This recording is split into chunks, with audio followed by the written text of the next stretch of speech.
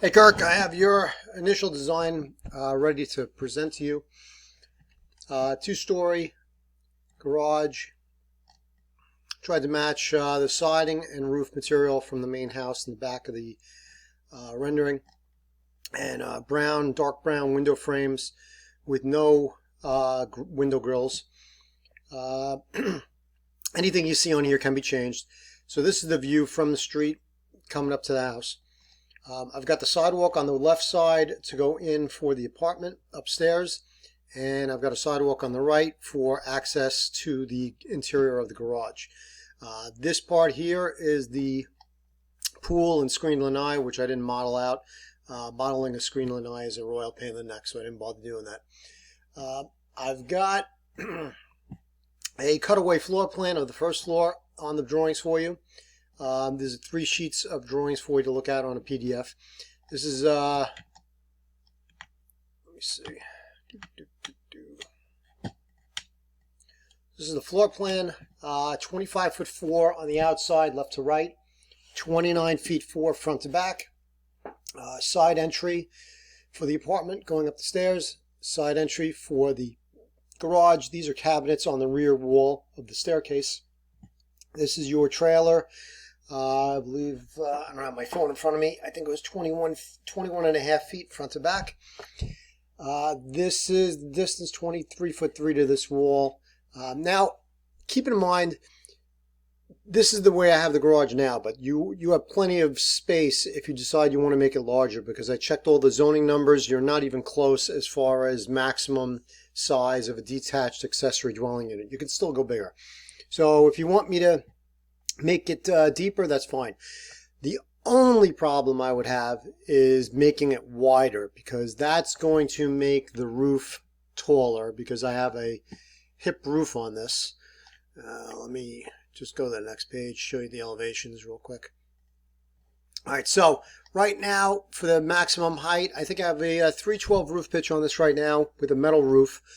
I am maxed out on roof size. So if I widen it left to right, that means this roof pitch is going to go higher, and then we're going to have to figure out something else with the roof. But I can make it deeper, front to back, because that will just make this length here longer. It's not going to make this roof peak higher, just the way the hip roof works. Okay, so this is the rear elevation facing the lanai. This is the right side elevation with the cantilever balcony and 2 glass sliders. And this is the left side facing your neighbor. Cutaway view of what the interior of the floor plan looks like. And let me just go to,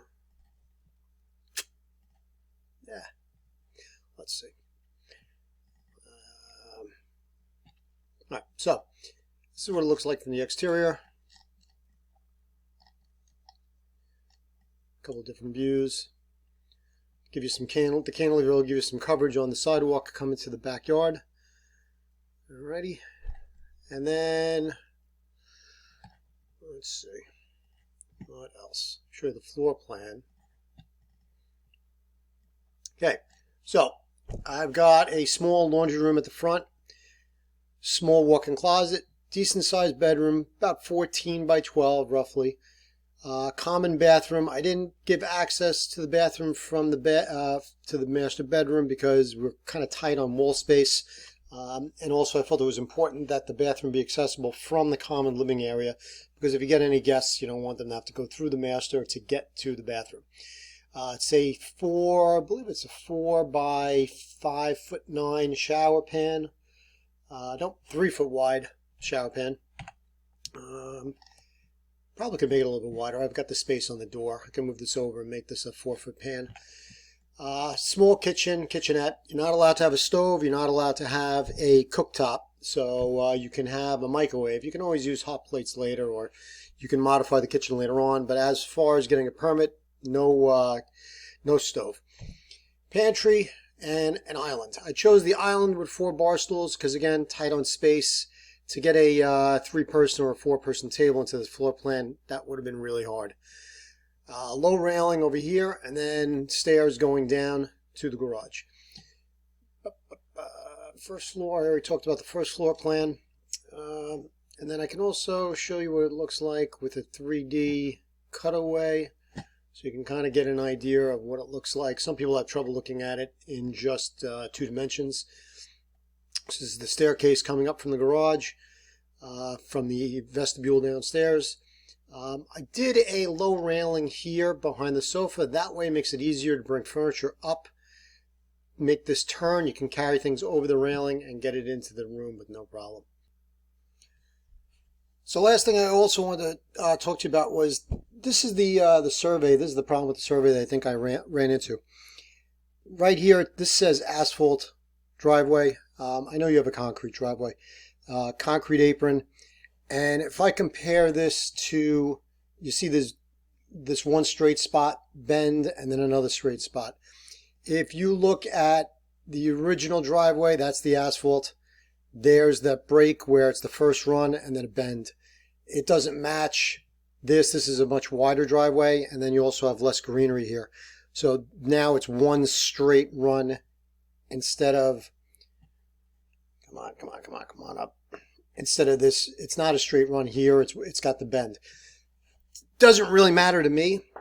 However, when I do my calculations of how much square footage on the property can be covered by impervious, if those numbers get affected by that change. I think when I ran the numbers, it wasn't even close, so I don't think it's gonna matter either way. Let's see where the numbers were. Okay, so maximum percentage of dwelling in comparison to the studio, it's 34%. You're allowed a maximum of 60, so you're fine there. Maximum impervious coverage, you're allowed 60. We're at 43.17%, so you're fine. So I just want to let you know that the survey doesn't match. I don't think the city's going to catch it, so it shouldn't matter, and it doesn't really matter for our permitting process anyway. Like I said, on the roof height, we are allowed 27.12. I think right now I'm at 26.9. So I got everything to work out fine. I'm using, I believe, let me see, 1 foot 6 inch trusses, and 1 foot 6 inch deep trusses. Let me just double check that. Let's see. Right here. I've made so many changes to this, I can't even remember off the top of my head anymore.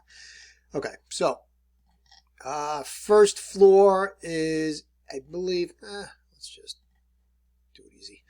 Okay, 8'6" on the first floor, because I wanted to have, I believe, I originally wanted an 8-foot tall garage door, but it's not going to happen.